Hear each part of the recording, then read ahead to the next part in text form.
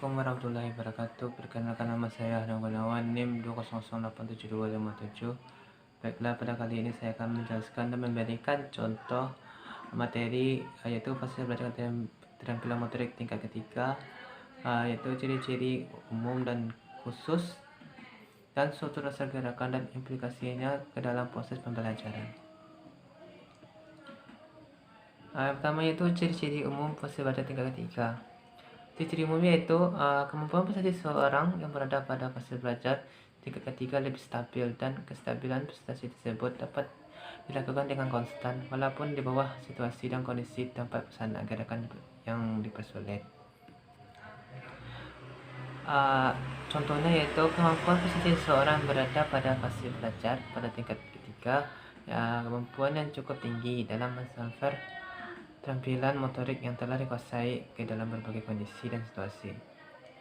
Kemampuan seseorang pada fase tingkat ketiga dalam mengambil atau merubah keputusan dalam waktu yang cukup cepat, serta mempunyai kemampuan cukup tinggi untuk mentransfer keterampilan yang cukup tinggi untuk mentransfer keterampilan yang telah dikuasainya, merupakan hasil perbaikan yang didapatnya.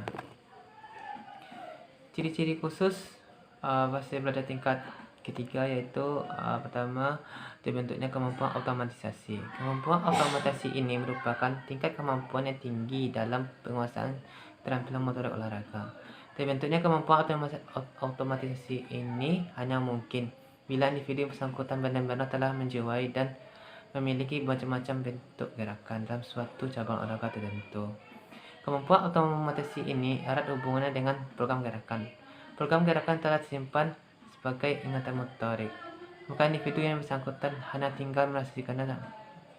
Contohnya gerakan kaki dan ayunan tangan pada saat berjalan. Keadaan demikian menyebabkan gerakan-gerakan tersebut dimiliki secara mendasar oleh seseorang. Bila suatu saat dibutuhkan, maka program gerakan tersebut siap untuk direalisasikan ke dalam bentuk nyata, yaitu gerakan. Ciri khusus yang kedua yaitu bayangan dan konstruksi bayang gerakan. Kecepatan dalam memiliki dan mengkonstruksi bentuk-bentuk gerakan baru akibatnya dari perubahan situasi secara tiba-tiba, atau kecepatan dalam pengaturan dan pengendalian kembali penyimpangan-penyimpangan gerakan. Perbaikan dalam aspek ini tidak hanya terlihat dari kecepatan konstruksi program gerakan, tetapi juga berhubungan dengan ketepatan dari gerakan-gerakan instruksi tersebut. Contohnya, permainan bola basket, seseorang pemain telah membuat program gerakan untuk melakukan shooting, tapi dengan tiba-tiba dihalangi oleh pemain lawan. Pemain yang akan melakukan shooting tersebut dengan cepat dapat merubah program gerakan menjadi gerakan lain, seperti mengukur pada satu teman. Untuk pesanan satu gerakan adalah mendetai aspek yang berhubungan dengan program gerakan. Misalnya, dalam melaksanakan lompat jauh, seseorang akan melakukan senakan gerakan. Yang ketiga yaitu irama gerakan. Irama berkaitan dengan irama untuk kerja yang diperlihatkan dalam pelaksanaan gerak. Pada fase tingkat ketiga ini terlihat semakin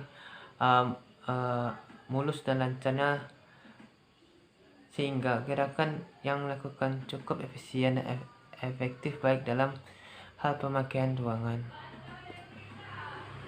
maupun waktu dan tenaga. Ini merupakan hasil dari faktor peningkatan perbaikan kemampuan antisipasi gerakan, peningkatan kualitas peran dan fungsi analisator kinestetik, sehingga memungkinkan pemberian impuls tenaga kepada otot-otot yang bekerja sesuai dengan kebutuhan.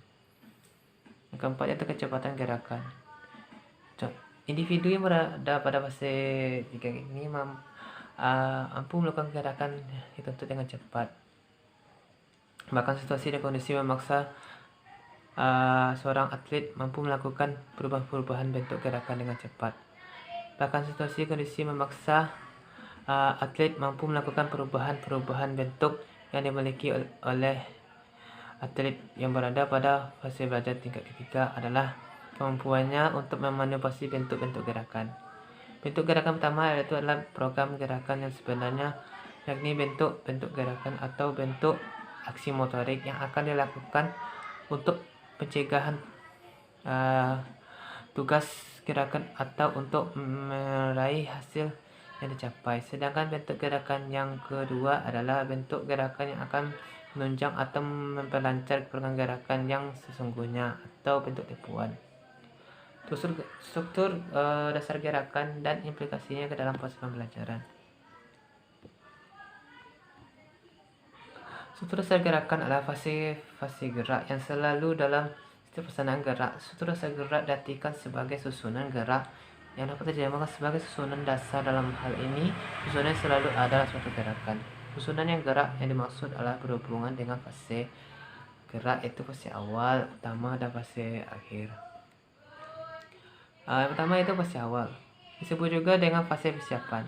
Persiapan terhadap segala persyaratan yang dibutuhkan untuk pemecahan tugas gerakan pada fase utama. Persiapan tersebut meliputi pengoptimalisasian dan pengorganisasian kekuatan, kecepatan, dan percepatan. Kedua yaitu fase utama. Fase utama di mana pelaksanaan pencapaian tujuan gerakan yang sebenarnya. Misalnya dalam lompat jauh, melompat dari menolak pada balok tumpuan sampai mendarat adalah fase utama. Tiga itu fase akhir. Fase di mana dilakukannya pengembalian seluruh keseimbangan tubuh setelah pelaksanaan fase utama.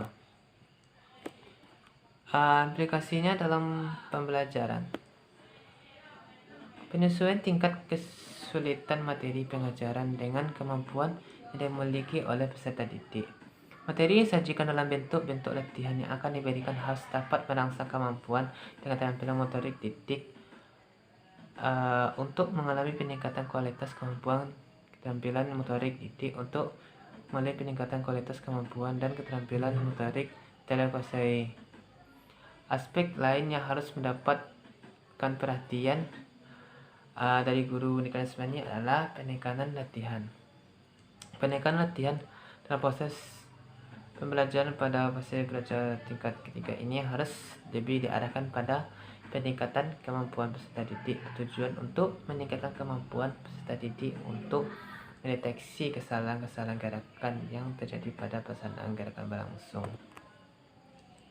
Baiklah, hanya itu yang bisa saya jelaskan dan contohkan. Lebih kurangnya maaf dan saya akhiri.